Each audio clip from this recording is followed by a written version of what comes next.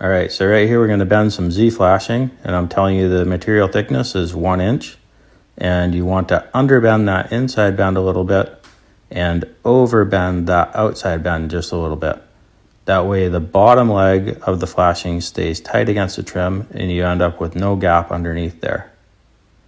So I made 3 marks on this piece, 1 on each end and 1 in the middle, and I'm ensuring that they're all in the correct spot.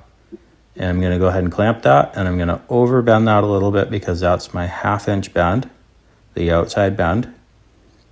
And I'm going to mark 1 inch down the piece because that's the material thickness that I'm flashing.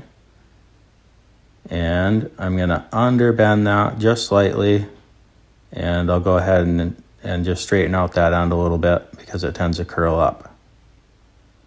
So there we go. We got a piece of Z-flashing. Okay guys and gals, so right here we have an opening that we need to install Z-flashing over.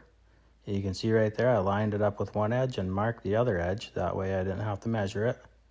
And right here I'm using my thumb as a guide to make micro adjustments really quickly. You just need to be careful that you don't accidentally cut your finger.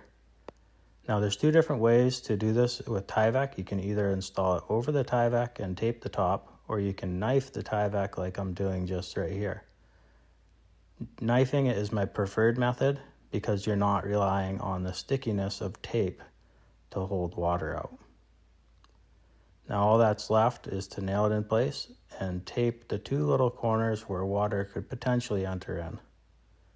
As always, make sure to check your state and local codes and your manufacturer specific instructions.